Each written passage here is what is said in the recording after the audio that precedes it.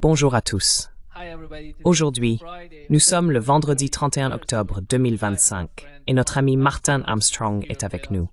Bienvenue à nouveau, Martin. Merci de m'avoir invité. Martin, il y a 6 jours, j'ai reçu un email de ta part disant que tu allais rencontrer des gens à Washington et que tu étais préoccupé par l'escalade des tensions entre l'Occident et la Russie en Ukraine.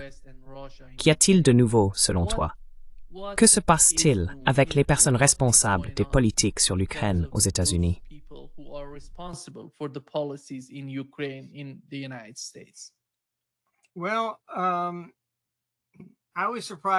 Eh bien, j'ai été surpris d'être convoqué.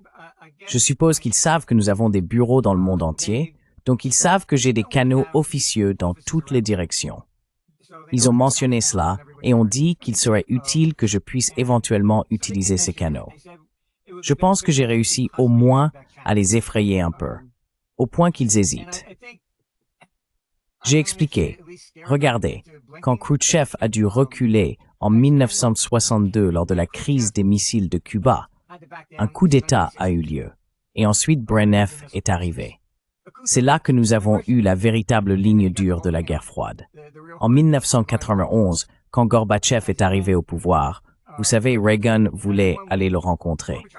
Je faisais alors un peu de travail pour l'administration Reagan, donc je sais ce qui s'est réellement passé. Il disait à Reagan que tous les néoconservateurs étaient contre cette rencontre.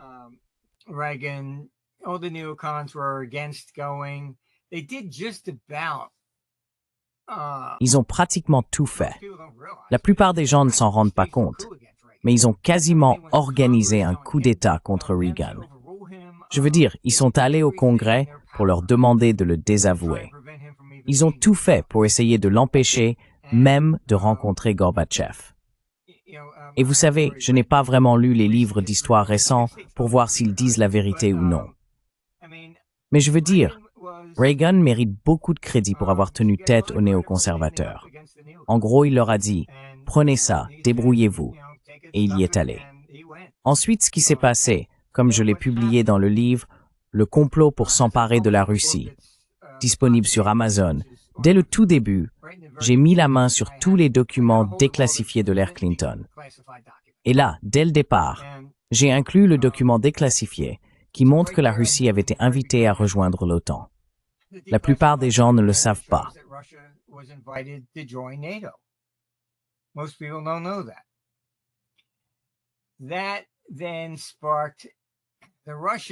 Cela a alors poussé les néoconservateurs russes à organiser un deuxième coup d'État, et ils ont tenté de renverser Gorbatchev.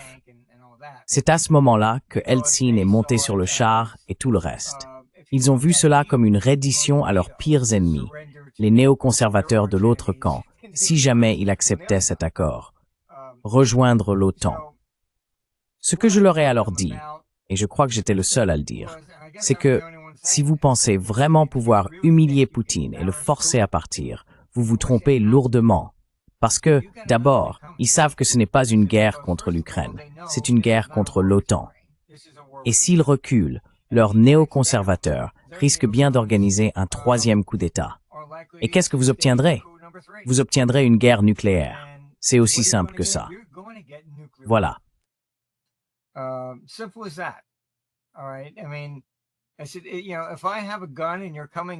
J'ai dit, vous savez, si j'ai une arme et que vous entrez chez moi avec l'intention de me tuer, pas seulement de me cambrioler, mais de me tuer, je vais riposter. D'accord? Et j'avais des sources qui étaient présentes à la réunion entre le ministre chinois des Affaires étrangères et Blinken. Donc je sais ce qui s'est réellement passé. Je ne sais pas ce que les médias ont dit, ni s'ils ont jamais dit la vérité, mais elle essayait d'amener la Chine à dire à la Russie de se rendre, de quitter l'Ukraine, et ainsi de suite. Il lui a dit « Nous ne sommes pas prêts à voir la Russie perdre ». Et elle a été un peu surprise. Il a ajouté « Parce que nous savons que nous serions les prochains ». Donc je savais ce qui s'était passé dans tous les canaux officieux et tout le reste. Et j'ai dit « Vous savez, je pense que c'est peut-être pour ça qu'ils m'ont convoqué. Et pourquoi, pour une fois, un vrai écouté.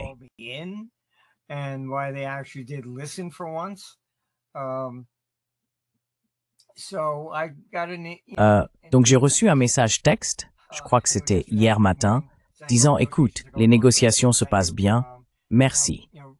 Maintenant, tu sais, l'UMM a suspendu la remise des avoirs russes à Zelensky. J'ai dit que ça devait cesser. Et tu sais, j'ai demandé quand on m'a appelé, est-ce que c'est autorisé ou est-ce que c'est quelque chose d'opposé à Trump ou quoi que ce soit? Et on m'a répondu non, que c'était autorisé et que j'avais l'approbation pour venir. Enfin écoute, j'avais déjà l'habilitation, je le savais, mais quand même c'était encourageant. Ce que je leur ai dit, c'est que la dernière fois, Calice était là à dire que nous n'étions pas à la table, que quoi que fasse Trump, nous n'allions pas le respecter, etc. Donc, ce que j'ai suggéré, c'est que nous lui disions, à elle et au reste de ses néoconservateurs, que ce n'est pas notre proposition.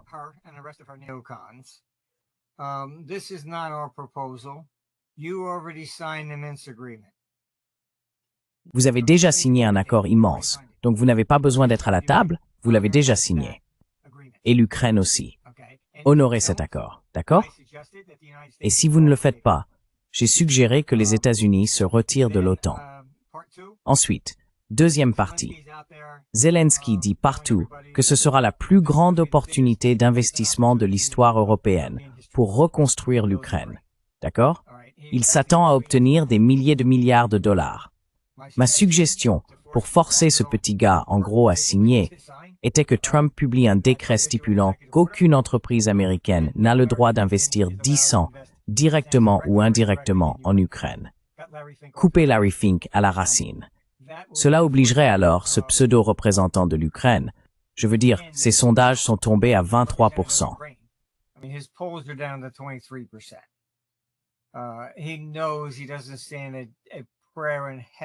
Il sait qu'il n'a pas la moindre chance de gagner une quelconque élection. C'est pour ça qu'il ne le fera pas. Et honnêtement, la plupart des Ukrainiens à qui j'ai parlé ont dit que s'il prenait feu, ils ne lui urineraient pas dessus avant qu'il soit mort. Donc tu vois, tout ce discours du genre « il n'y aura pas d'élection tant que la guerre continuera » est purement intéressé. En gros, il s'est installé en dictateur et il sait qu'il ne peut pas gagner. Alors, quel intérêt aurait-il à chercher la paix, à moins qu'on ne lui fourre, tu sais, des trillions de dollars dans la poche? Ce sont les deux principales choses que j'ai proposées pour les forcer à se plier. Et tu sais, le Donbass devrait être autorisé à voter. J'ai dit, écoute, c'est un droit humain fondamental.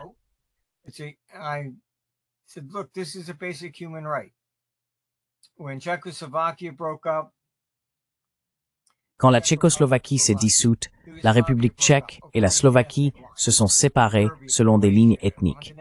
La Yougoslavie s'est disloquée de la même manière. Serbie, Croatie, Monténégro, Albanie. Nous ne parlons pas ici d'une théorie nouvelle. Toute cette région, comme vous le savez, est marquée par une haine ethnique profonde qui remonte à des centaines, voire des milliers d'années. Comme je l'ai déjà dit, il a donné une poignée de jets à la Grèce et a fait la une des journaux. Oh, maintenant nous pouvons lancer une attaque surprise contre la Turquie, un autre pays de l'OTAN.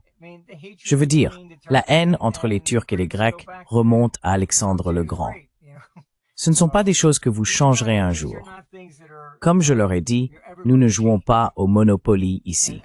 Je ne vais pas vous donner la promenade pour la rue de la paix. Vous avez affaire à des cultures ethniques. C'est mon Dieu contre ton Dieu.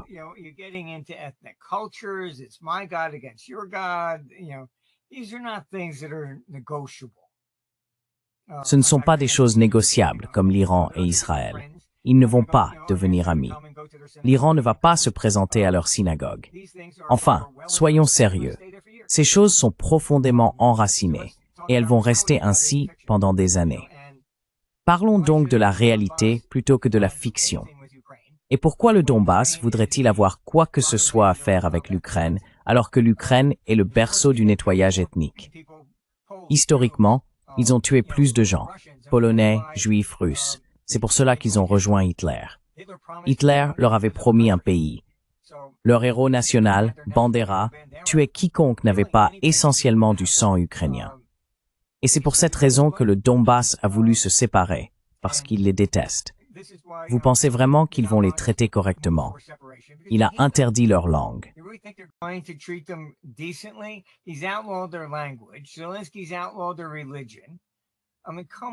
Zelensky a interdit leur religion.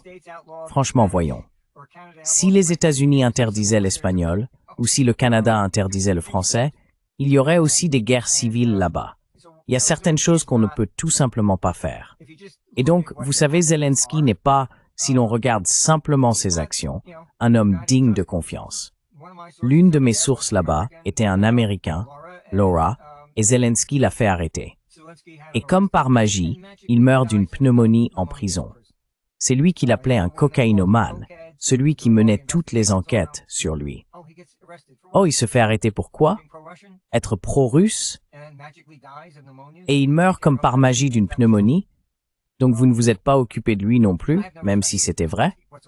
Je n'ai absolument aucun respect pour Zelensky, et je ne vois même pas comment il pourrait prendre sa retraite en Ukraine.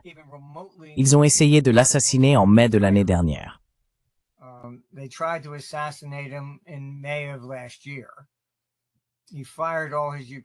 Il a renvoyé tous ses gardes du corps ukrainiens. Et maintenant, ces gardes du corps sont essentiellement des agents du MI6 et des États-Unis. Il ne fait même pas confiance au peuple ukrainien. Mais personne ne veut dire la vérité à ce sujet. La presse n'est que de la propagande. Tout ce que les néoconservateurs leur disent d'écrire, ils l'écrivent. Dès que vous voyez un article qui dit « Oh, la Russie a envahi sans provocation », vraiment, c'est Kiev qui a commencé la guerre civile. Le Washington Post a même publié un article lorsqu'ils ont découvert que Zelensky savait quand la Russie allait franchir la frontière. Ils l'ont interviewé et lui ont demandé « Pourquoi n'avez-vous pas prévenu votre peuple ?»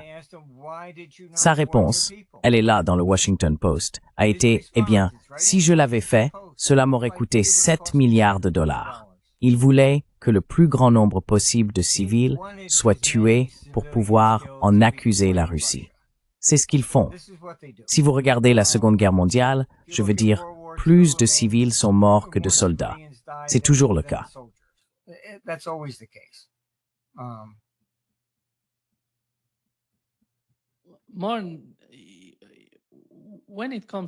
Martin, quand il s'agit de Washington, tu y as déjà été. Je me demande ce qui se passe dans leur tête quant à la manière dont ils laissent l'Europe diriger la situation en Ukraine. Après tout, si l'on regarde l'administration Trump, à mon avis, il n'est pas satisfait de la situation en Ukraine, mais il n'est pas prêt à se montrer ferme et à faire pression sur l'Europe. Je parle en particulier du Royaume-Uni. Comme tu l'as mentionné, le Royaume-Uni, selon moi, dirige les opérations en Ukraine. Leurs agents du MI6 soutiennent les gardes du corps, et ceux qui protègent Zelensky en Ukraine sont pour la plupart britanniques.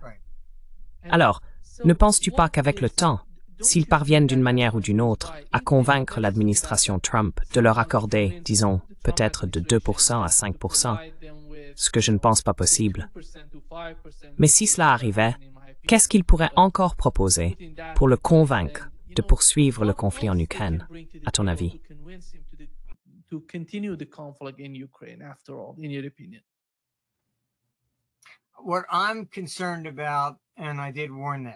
Ce qui m'inquiète, et je les avais prévenus, c'est que lorsqu'on observe le déclin économique ultime de Luther Weber, je pense que c'est aussi en partie pour cela qu'on m'a fait venir.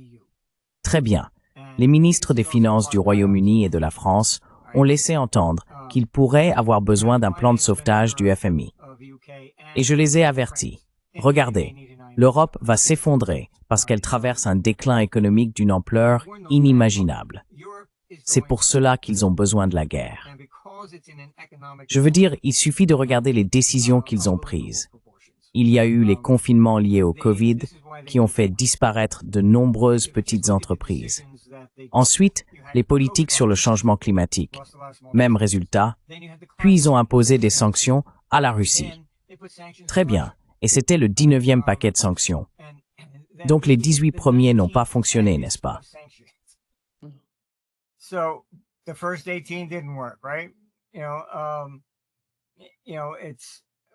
Vous savez, comme on dit, la définition de la folie, c'est de faire sans cesse la même chose en espérant un résultat différent. Ce qui m'inquiète, c'est qu'ils ne s'intéressent qu'à leur pouvoir et qu'ils se moquent des peuples d'Europe. Ils n'y réfléchissent même pas à deux fois. Tout cela n'a qu'un but, conserver le pouvoir. Et vous savez, comme je l'ai déjà dit, lorsque j'ai été appelé pour aider à créer l'euro, j'ai expliqué, écoutez, il faut consolider les dettes si vous voulez rivaliser avec le dollar.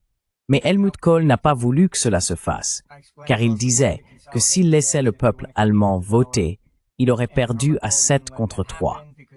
Il a donc fait entrer l'Allemagne unilatéralement et il a insisté pour qu'il n'y ait aucune consolidation de la dette. Et vous savez, je pense que cela aussi les a effrayés, parce que j'ai expliqué, je suis un trader. Je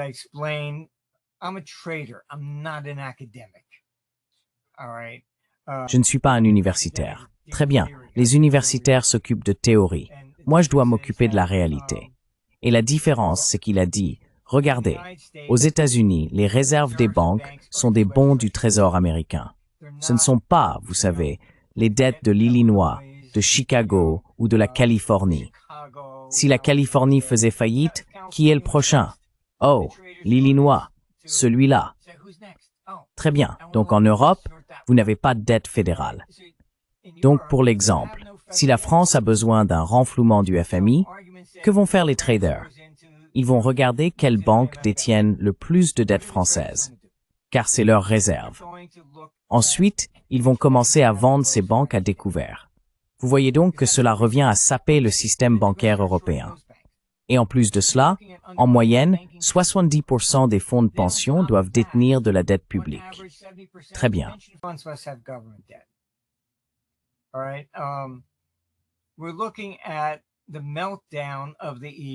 Nous assistons à l'effondrement de l'Union européenne.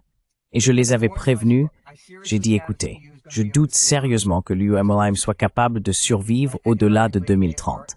D'accord? Sur le plan économique, c'est un désastre. L'Allemagne, qui représente environ 25% de l'UEM, voit en réalité le nombre d'emplois diminuer. Ils ont reculé d'au moins 3%. Et même Merz, à ma grande surprise, est sorti publiquement pour commencer à critiquer l'UEM à propos de ses politiques migratoires, etc. Et c'est là le véritable problème de l'UEM. Une fois qu'on crée un gouvernement centralisé, tout tourne autour du pouvoir. Quand on m'a appelé pour aider à créer l'euro, je les ai avertis. J'ai dit, à moins de mutualiser la dette, l'euro ne pourra jamais rivaliser avec le dollar. En tant que gestionnaire de fonds, je peux décrocher le téléphone et dire « Achetez-moi pour 20 milliards de dollars de bons du Trésor américain ».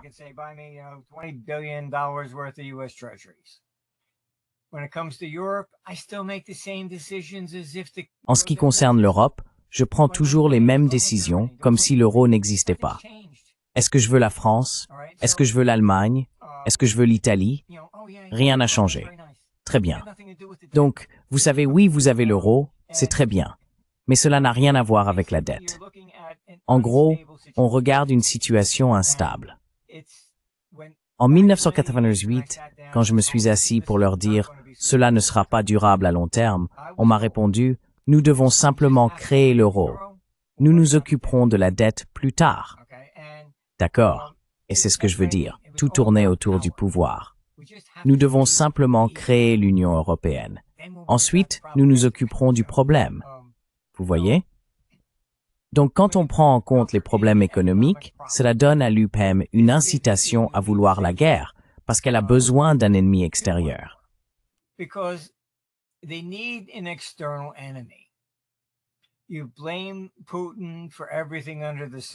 Vous accusez Poutine de tout et n'importe quoi. Comme Biden, quand il a relevé les sanctions contre la Russie et que les prix de l'essence ont augmenté, il a appelé ça l'inflation de Poutine. Vous savez, ils n'assument jamais leurs propres responsabilités. Alors ils ont besoin d'une distraction. Et c'est de ça qu'il s'agit. Je les ai prévenus qu'ils allaient créer un faux drapeau.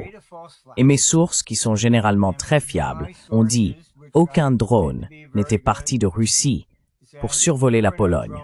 C'était entièrement un faux drapeau. » Puis soudain, on a entendu « Oh, il faut instaurer une zone d'exclusion aérienne au-dessus de l'Ukraine. » Et tout le reste, tout ce qu'ils peuvent faire pour provoquer une guerre. Vous avez Macron qui dit « Nous enverrons des troupes ».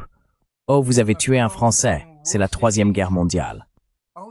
Ils n'ont aucun respect pour les gens qui meurent sur le champ de bataille. Zéro. They have no respect for the people that die on the battlefield. Zero. Absolutely zero. And we're just Absolument rien. Pour eux, nous ne sommes que des pions sur un échiquier, et tout tourne autour de la conservation du pouvoir. Alors, peut-être que je leur ai fichu une sacrée trouille. Mais c'est comme ça.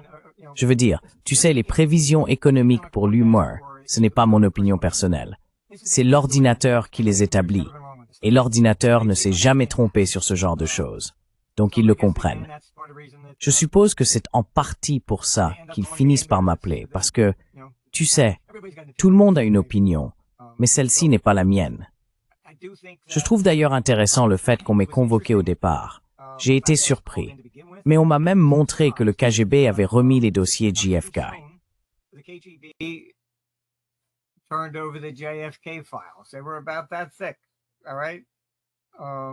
Ils étaient à peu près aussi épais. Très bien. Et j'en ai entendu parler il y a longtemps. Ils ont dit, tu sais que ce qu'on fait en ce moment, c'est la raison pour laquelle ils ont tué JFK. J'ai répondu, oui, je sais.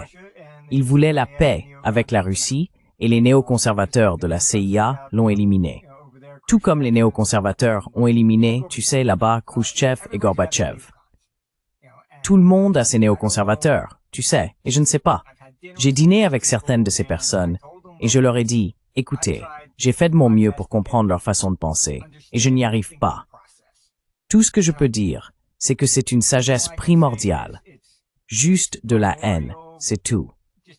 Et je vois cela comme un vrai problème.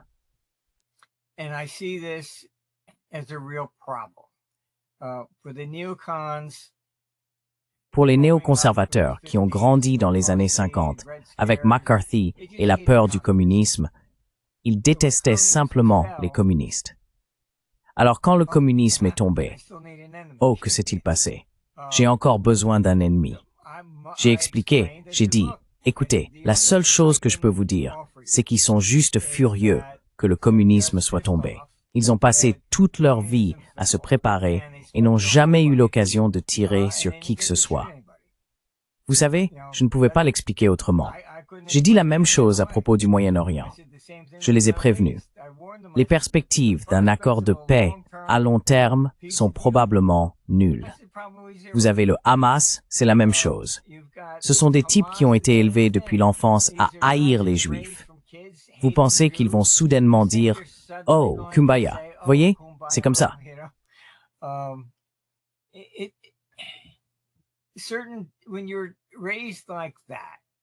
Quand on est élevé comme ça, on est simplement tourné contre un groupe avec une telle haine. Peu importe. Il disait, tu sais, quand Reagan est allé rencontrer Gorbatchev, il ne pouvait plus l'appeler communiste. Donc enfin, j'étais là. Ce qu'il disait, c'était « on ne peut jamais faire confiance à un Russe ». Donc c'est passé du communisme au simple racisme. Il n'y a aucun raisonnement rationnel avec ces gens-là. Tu vois, j'ai mis dans la vidéo Lindsey Graham rencontrant Zelensky. C'est l'argent le mieux dépensé pour tuer des Russes. Et s'il avait dit ça à propos des Noirs ou des musulmans? Je veux dire, tu vois, c'est acceptable de le dire à propos des Russes, mais de personne d'autre. C'est très sadique. Et puis il sourit en le disant.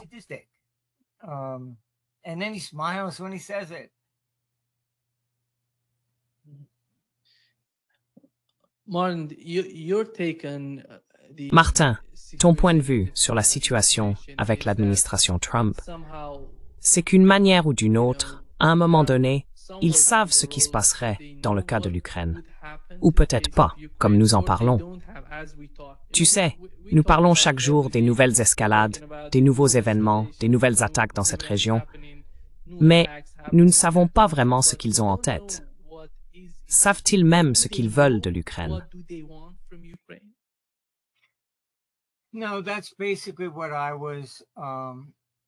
Non, c'est essentiellement ce que je disais.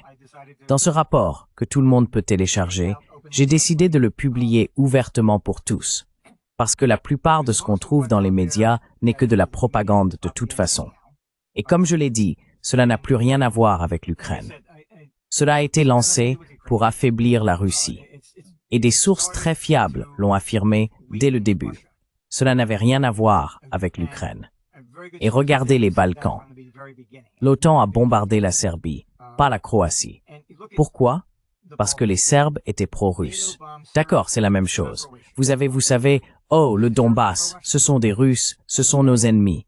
C'est l'ennemi de l'OTAN. Ils ne seront pas là pour les aider, ni sur le plan humanitaire, ni autrement. They're not going to be there to help them humanitarian. That's all bullshit. Total bullshit. C'est complètement des conneries totales. Donc je les ai prévenus et j'ai montré, tu sais, l'ordinateur indique que l'Ukraine est à plat. On n'est pas, tu sais, la forme de gouvernement qu'ils ont là-bas, le gouvernement lui-même, même le FMI, les Panama Papers, tout a montré qu'ils sont le gouvernement le plus corrompu du monde. Point final. Et si tu parles à n'importe qui dans les pays voisins, même avant cette guerre, d'accord? Ils disaient tous la même chose. Si tu serres la main d'un Ukrainien, ne compte pas tes doigts. Assure-toi d'avoir encore ton bras. C'est juste, ils ne sont pas...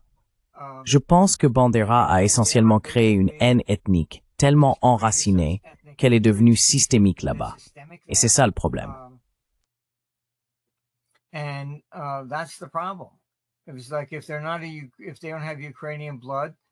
C'était comme si, s'ils n'avaient pas de sang ukrainien, il fallait les tuer.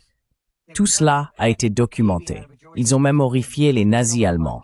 Ils auraient éventré une femme juive enceinte pour y coudre un chat vivant. Tout cela est consigné. Ils ont crucifié des gens. Le nombre de juifs qu'ils ont tués de manière atroce, ainsi que des Polonais et des Hongrois, est effroyable. C'est une totale déshumanisation. L'Ukraine, ce n'est pas seulement des néo-nazis. C'est la terre-mère du nettoyage ethnique.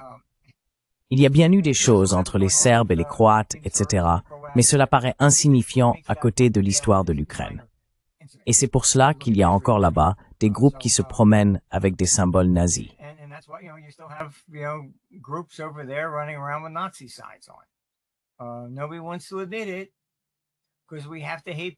Personne ne veut l'admettre, parce qu'il faut détester Poutine et non l'Ukraine. Mais, vous savez, c'est la réalité. Je ne vois pas l'Ukraine survivre à long terme. Écoutez, j'ai une vidéo sur mon site que je leur ai donnée. J'ai été surpris qu'il ne l'ait pas. C'est une vidéo de Zelensky avant qu'il ne soit président, lorsqu'il était humoriste sur scène. Et qu'est-ce qu'il dit? Il fait des blagues sur la confiscation des biens des Russes et des Juifs. Bon, la vérité sur Zelensky, c'est qu'il est comme Soros. Il a épousé une chrétienne. Ses enfants sont baptisés. Des gens que je connais en Israël disent qu'il n'est pas juif. Il est soudainement devenu juif seulement après l'élection. Pourquoi? Parce qu'il était néo-nazi auparavant.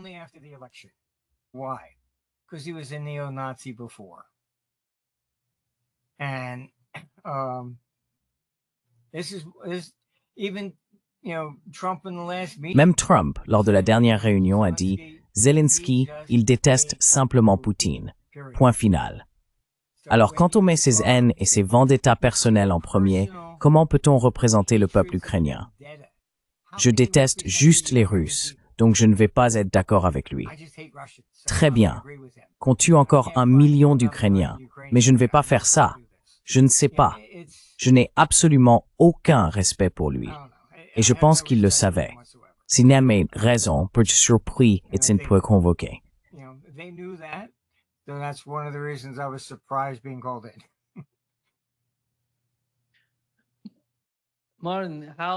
Martin, quel est le rôle des banquiers, la City de Londres, en Ukraine? Et comment exerce-t-il une quelconque influence sur l'administration Trump? Je parle de la City de Londres. I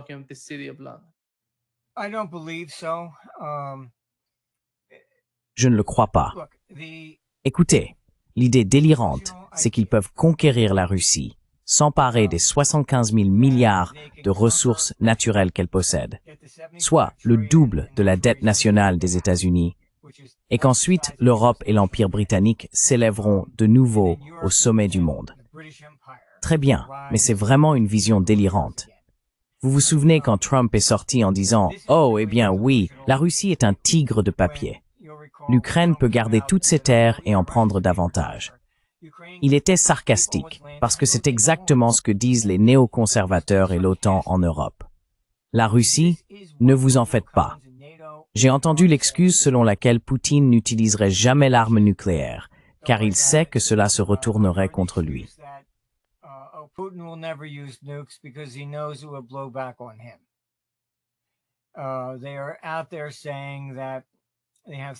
Ils disent qu'ils ont 3,4 millions de soldats dans l'OTAN, ce qui inclut les États-Unis et le Canada, contre 1,5 million pour la Russie. Donc ils pensent qu'ils peuvent simplement entrer, prendre la Russie, que Poutine tombera à genoux et suppliera pour sa vie. C'est la propagande qu'ils diffusent aux gens. Et je ne peux pas vous dire combien de fois je l'ai entendu. J'ai dit, vous plaisantez, j'espère. C'est pourquoi j'ai dit, si vous entrez chez moi et que je sais que vous êtes là pour me tuer, je riposte. J'étais à une réunion à Rome et j'ai dit, écoutez, vous savez, Hitler était au moins plus respectueux en ce sens qu'il semblait aimer l'histoire. Il a volé tous les tableaux et tout ce que les gens possédaient. Il ne voulait pas les détruire. Et il n'a pas bombardé Paris parce qu'il la trouvait jolie.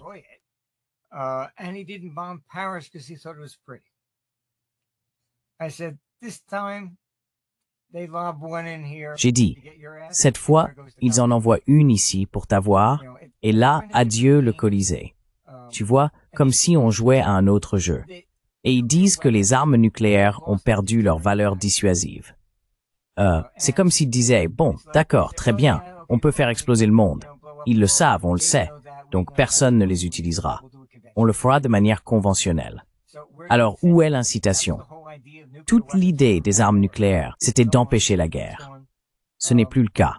C'est fini. La plupart des gens ne connaissent pas leur histoire, mais la première guerre néoconservatrice, c'était la Corée. D'accord? Truman n'a pas réussi à obtenir un accord de paix.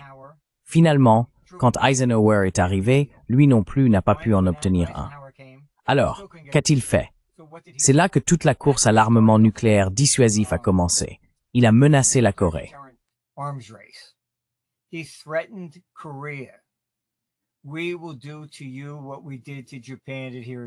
Nous allons vous faire ce que nous avons fait au Japon et à Hiroshima. Vous venez à la table, vous acceptez la paix, ou c'est ce que je ferai. À l'époque, les États-Unis étaient les seuls à posséder la bombe nucléaire. Donc évidemment, c'était un moyen de dissuasion. Mais en même temps, parce que cette menace avait été proférée, la Chine s'est dit, bon sang, il faut qu'on ait la bombe. La Corée du Nord s'est dit, il faut qu'on ait la bombe. Parce que ce qui s'est passé, c'est que, d'un point de vue diplomatique, si vous n'aviez pas l'arme nucléaire, vous n'aviez pas de place à la table des négociations. Sinon, la paix n'était en gros rien de plus qu'un privilège. C'était ça. Vous faites ce qu'on vous dit et on vous accorde la paix. Sinon, on vous casse les dents. C'est ce qui a déclenché toute la course aux armements, si on peut dire. Cela remonte à la guerre de Corée. Et je veux dire, Eisenhower a réussi à obtenir un accord de paix, mais à quel prix sur le long terme?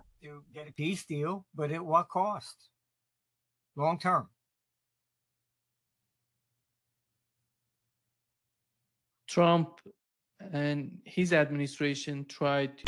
et son administration ont tout fait pour forcer la Chine et l'Inde à ne pas acheter de pétrole russe. Et tu sais ce qui m'étonne le plus, Martin? Les gens qui ont voté pour l'administration Trump, le mouvement MAGA, sont pour la plupart opposés à la guerre. Ces guerres continuent et sans fin en dehors des États-Unis.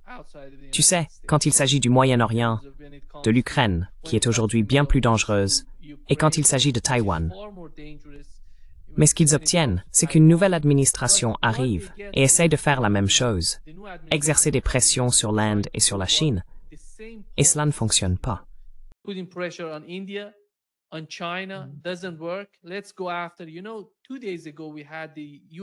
Revenons à il y a 2 jours. Nous avions l'ambassadeur des États-Unis auprès de l'OTAN, Matt Whitaker. Il a déclaré que la nouvelle stratégie consistait à faire pression sur la Slovaquie et la Hongrie. Pensez-vous qu'il soit vraiment possible de leur mettre la pression? Ils obtiennent leur énergie, leur pétrole et leur gaz de la Russie. Et quand on regarde l'Europe, les deux pays que je mentionnerai seraient la Slovaquie et la Hongrie, car ils ne veulent pas se battre contre les Russes. Donc, si vous leur mettez la pression, quel serait selon vous le résultat?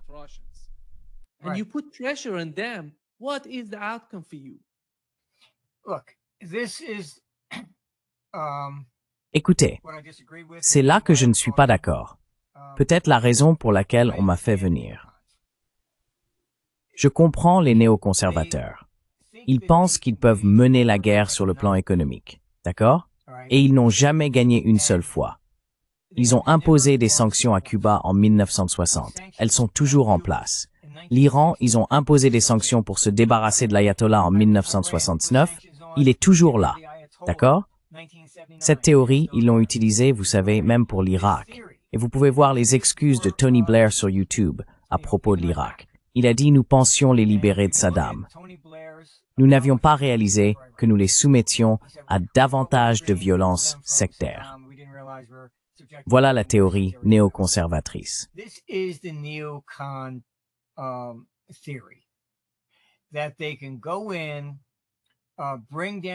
Ils pensent pouvoir intervenir et faire s'effondrer économiquement un pays pour qu'il ne puisse plus se permettre de faire la guerre. Et ensuite, ils gagnent. Ce que j'ai entendu honnêtement me semble délirant. Ils ont même dit que si nous éliminions Poutine, le peuple russe nous offrirait une parade triomphale et nous acclamerait parce qu'il est opprimé. J'ai dit, vraiment. Vous savez, j'ai débattu avec Bill Kristol dans les années 1990. Il a même écrit un livre sur l'invasion de l'Irak. Il disait « Éliminez Saddam, Assad en Syrie et Kadhafi et nous apporterons la paix au Moyen-Orient ». Les trois sont partis. Où diable est la paix? Ils sont, pour le dire gentiment, délirants. Et je suis totalement en désaccord avec ces politiques.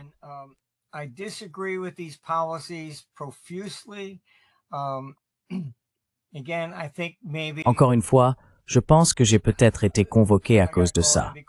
Très bien. Ils savent que je connais certains de ces néoconservateurs et je n'ai absolument aucun respect pour eux. Mais si vous regardez ce qu'ils font, d'accord, nous allons imposer des sanctions à l'Inde, nous allons imposer des sanctions à la Chine, les empêcher d'acheter du pétrole russe. Nous allons attaquer, laisser Zelensky attaquer son énergie et tout le reste. Ensuite, la Chine. Poutine tombera et nous arriverons en disant « Merci beaucoup, tout cela est à nous ». C'est la manière néoconservatrice, complètement délirante, de faire la guerre. Et historiquement, pendant la guerre de sécession américaine, enfin vous savez, la Révolution américaine, la Grande-Bretagne, vous pouvez trouver ça sur YouTube ou eBay ou peu importe.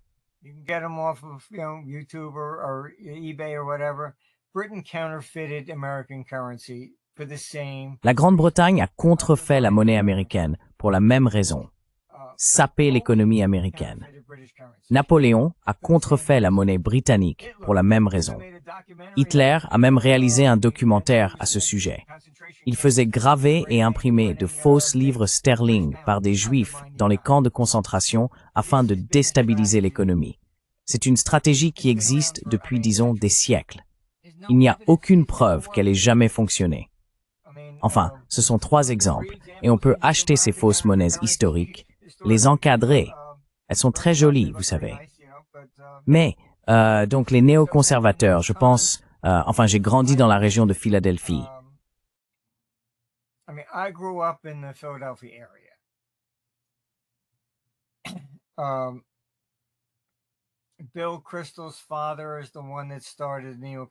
Le père de Bill Kristol, Irving, est celui qui a lancé le mouvement néoconservateur. Il était à Penn State là-bas. D'accord? Toute l'histoire.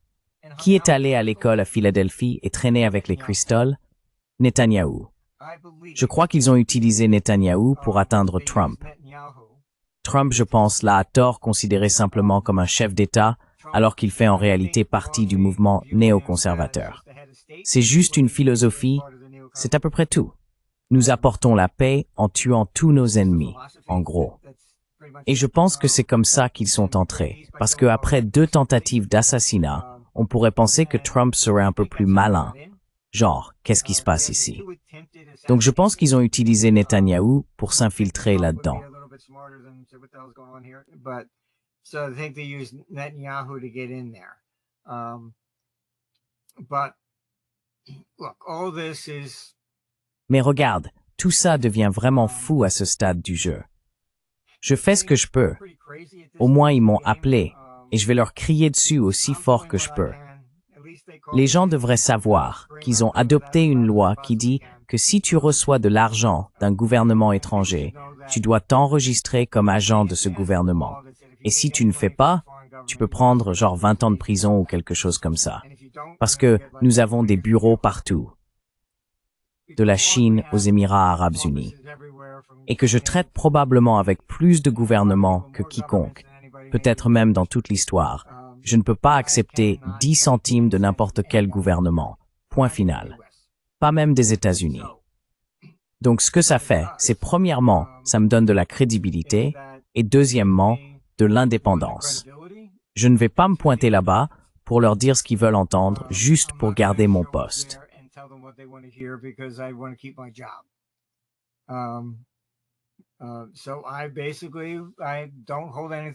En gros, je ne retiens rien. S'ils ont tort, je leur dis qu'ils ont tort. Aussi simple que ça. Et s'ils n'aiment pas ce que je dis, très bien, bonne journée, au revoir. C'est à peu près comme ça que je vois les choses. Des gens m'ont dit, écoute, tout le monde sait qu'on peut te faire confiance après ce qu'ils t'ont fait. Ça t'a donné de la crédibilité. Eh bien, je suppose que de ce point de vue, c'est vrai. Mais il y a clairement des gens qui essayent d'usurper le pouvoir. Si tu regardes l'administration Biden, tu as Garland, Blinken et Victoria Nuland. Regarde leur parcours. Les trois familles viennent de la région des Balkans, et les trois affirment que leurs familles ont été persécutées par les Russes. All three claim that their families were persecuted by Russians. How do three people with the same background... Comment trois personnes ayant le même parcours parviennent-elles à entrer dans l'administration Biden? Vous avez un président qui, en gros, n'était plus vraiment là, et il voulait même le présenter à nouveau aux élections. Parce que c'est ce que j'ai déjà dit. Dans les années 90, je faisais au moins partie du processus de sélection des personnes qui voulaient devenir président.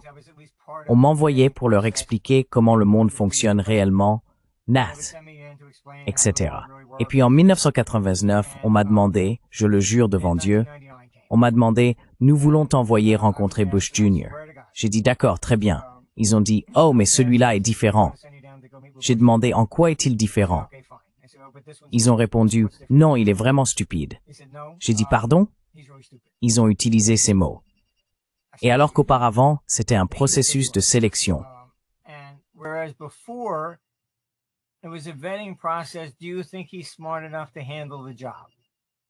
Penses-tu qu'il est assez intelligent pour assumer le poste?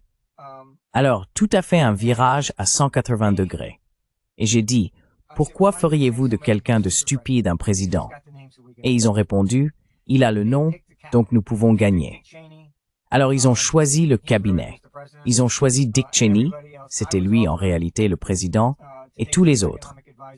On m'a proposé le poste de principal conseiller économique à la Maison-Blanche. J'ai dit non, pas intéressé. Merci. Je ne vais pas abandonner mon entreprise pour ça. Et c'est pourquoi, quand on regarde le documentaire du général Flynn, même lui a dit la même chose que moi. Quand Trump est arrivé la première fois, il était naïf. Trump ne connaissait pas Washington comme moi, je le connaissais. Alors ils lui ont dit, oh, il faut donner confiance au monde. Donc nous avons besoin de bonnes personnes dans le cabinet. Alors ils ont choisi le cabinet.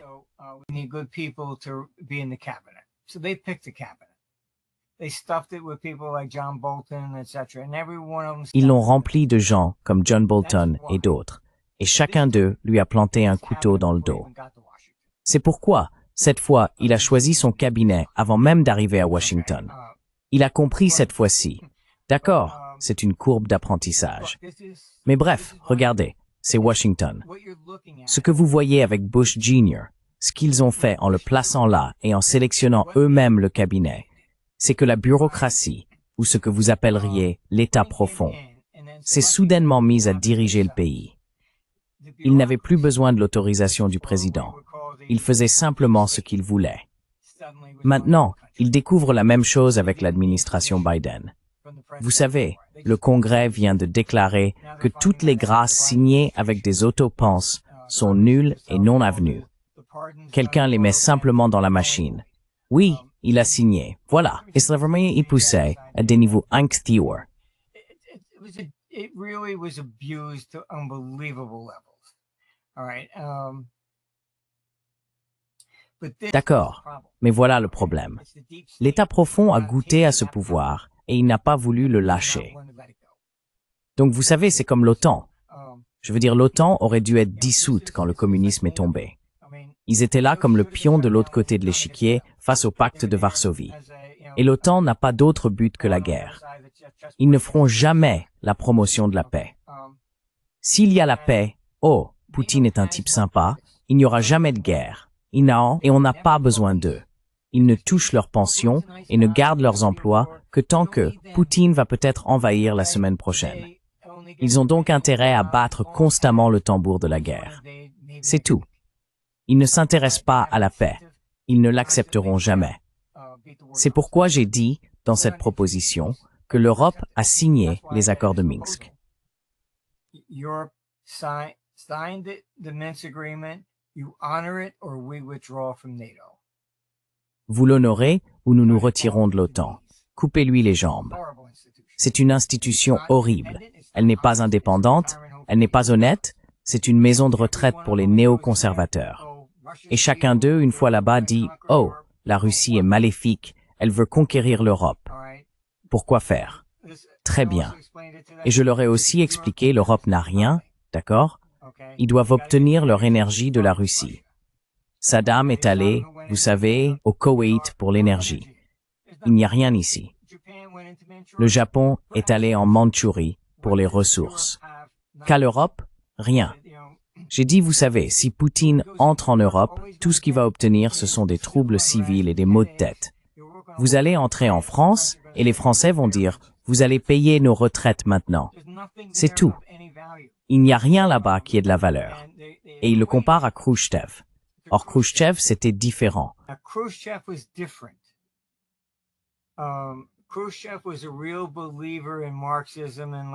Khrouchtchev était un véritable croyant du marxisme et du léninisme. Donc pour lui, nous vous enterrerons, était une question philosophique. Le communisme est supérieur au capitalisme. Poutine n'est pas communiste. Le peuple russe n'a aucun intérêt à revenir au communisme. Personne en Europe de l'Est non plus. Tout le monde est déjà passé par là, merci bien. Pas encore, même pas en Chine. Donc vous savez, il faut être réaliste ici. Tout cela n'est que de la propagande venant de l'OTAN. Lavrov vient justement de déclarer « Nous garantissons que nous n'avons aucun intérêt à attaquer l'OTAN. » Ils n'en tireraient rien. Ils ont déjà plus de ressources que tout le monde, de toute façon. Ils ne les exploitent même pas toutes. L'autre partie de la proposition que j'ai suggérée était la levée de toutes les sanctions.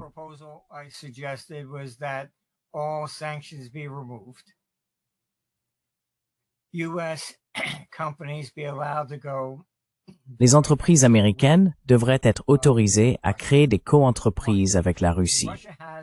Pourquoi? Parce que la Russie possède des terres rares. Très bien. Mais elle a aussi l'expertise nécessaire pour les extraire. Ce que les gens doivent comprendre, c'est qu'elles ne sont pas forcément rares. Ce qui est rare, c'est qu'on ne trouve pas de veines concentrées. Elles sont plus dispersées.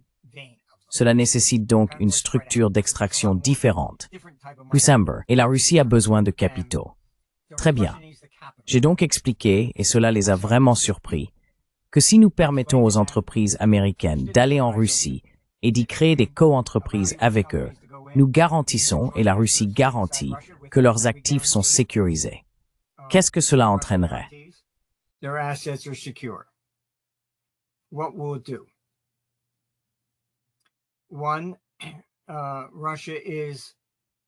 Premièrement, la Russie dépend aussi de la Chine. La Chine détient un monopole sur les terres rares. Si les États-Unis créent une co-entreprise avec elle pour les développer, cela libère la Russie de la Chine.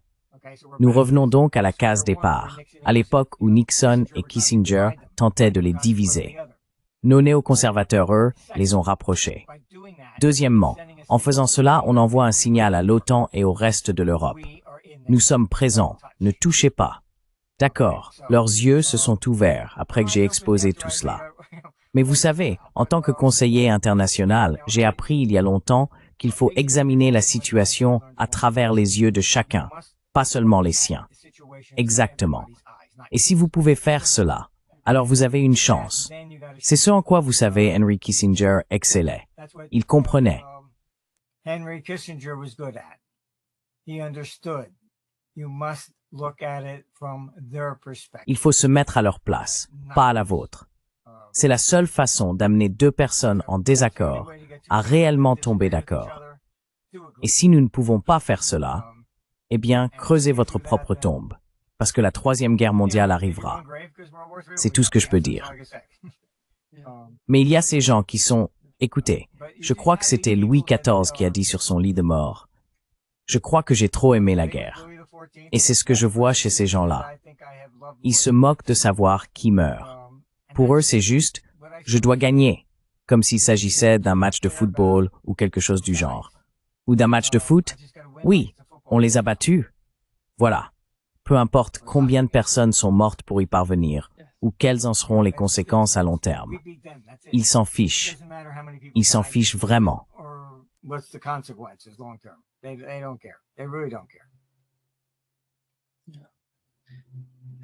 May I ask this take?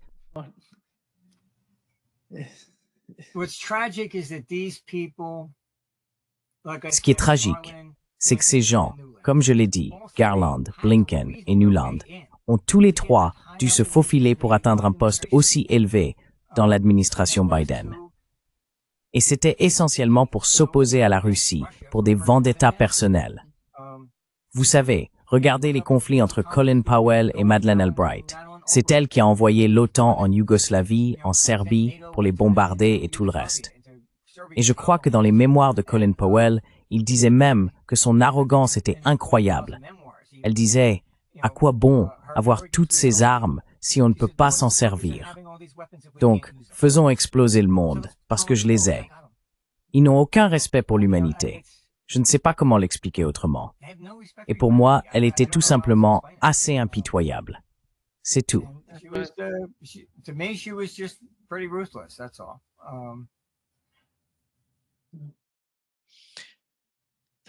Merci beaucoup, Martin Armstrong, d'être avec nous aujourd'hui. Un grand plaisir, comme toujours. Eh bien, merci de m'avoir invité. Désolé, nous avons eu quelques problèmes techniques. Mais oui, le problème est résolu maintenant. Je suis passé à autre chose. J'ai aussi le satellite de Musk. Oui.